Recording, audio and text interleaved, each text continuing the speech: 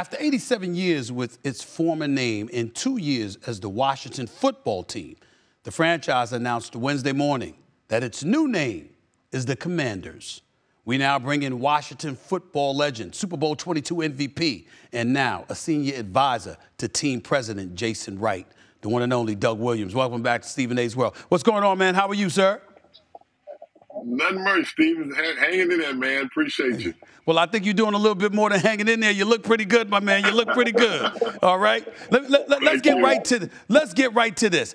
How did your team choose the name the Commanders? How did it happen? I think what happened, we was on Zoom with a lot of the ex-players, a lot of alumni, and it's amazing how many names that they all came up with. And Commanders was in there, Admiral was in there, and a whole lot of other names was in there. I think Jason and they got that name and all those names, and I guess they put it in a hat and they came up with it. But when you think about it, you think about D.C., you think about Commander-in-Chief, you think about the military, you think about a lot of things. And I do think, if the name had to be changed, which it has, and for obvious reasons, I think Commanders fit the Washington area better than any name that we could have chosen. You wouldn't have minded if it had stayed the Washington football team. You wouldn't have minded that at all. You like that. Well, you know why, Stephen? I looked at it from this standpoint. We got 3 Super Bowl trophies over here. And now we got the Washington Commanders.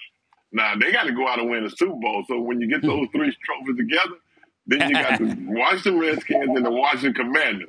But, we passed that point now, and I guess when we win the next Super Bowl, we'll bring it in and bring it to the family. We mix it all together, and we'll be the Washington Commanders with a new trophy. Well, I got you. Listen, man, it's you, and it's my man Jason Wright, who I'm rooting for. So I'm going to stand back and try to embrace the Commanders. I'm going to try to feel better about that, Doug Williams. But I want to transition on a more serious subject because I was dying to talk to you about this. Listen, you were the first black quarterback to start and win a Super Bowl yourself.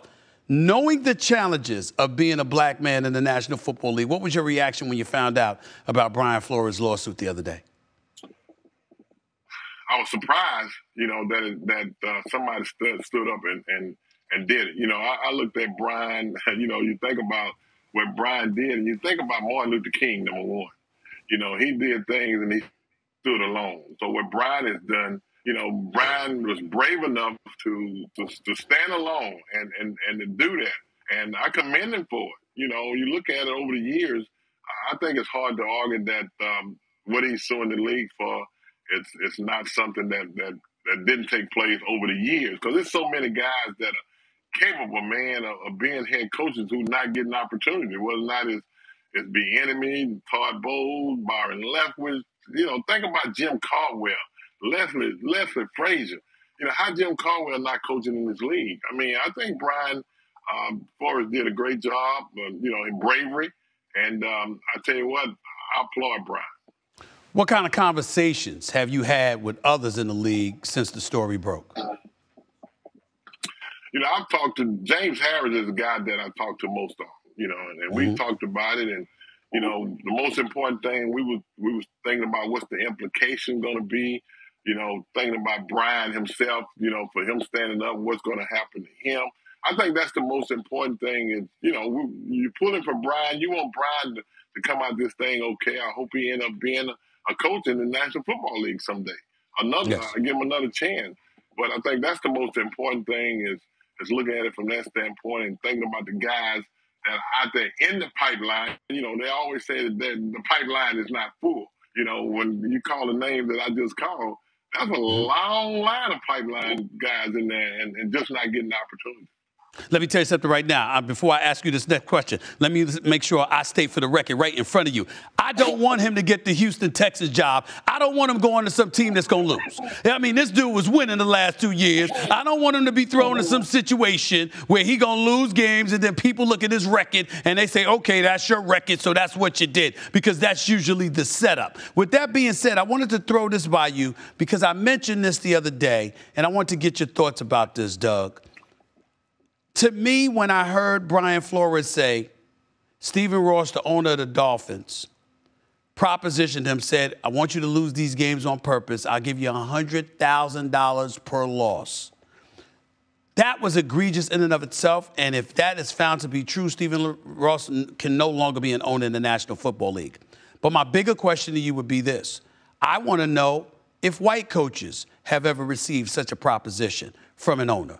Did an owner come up to you as a white coach and say, lose on purpose, and I'll give you some money for it? Because if you didn't do that for anybody white, the fact that you did that for a black coach like Brian Flores, to me, makes it even more egregious. What are your thoughts about that? Well, first of all, I don't think we would ever know whether he did it to a white coach or not. Yeah. I think Brian is in a position to bring it out. If this is true, it's a sad day in the National Football League, if it's true. You know, and Brian, there's a couple of people that has backed him up on it. So we'll find out down the road, hopefully, whether or not it's true. But if that is true, I certainly agree with you from the standpoint, you know, that's a tough situation for our owner. A lot of us, last question to you, a lot of us have peeled from this story. You know, to me, the focus should be on the scarcity of black coaches.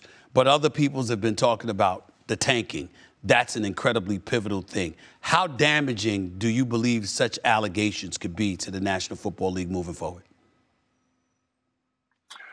Well, there's no doubt in mind, you know, it'd be damage to the National Football League, but more damaging to the Miami Dolphins if that is true. You know, I'm hoping, you know, I know Chris Grill down there, and if that is true, that wouldn't bode well for the whole organization per se. You know, and I think in due time we'll find out whether all that is true or not. Because for to come out with that comment, I don't think, you know, for what I know of Brian Flores, you know, for him to make that comment, I don't look at him to be that type of guy to lie about something. So I think we got to find out what's going to happen in the final.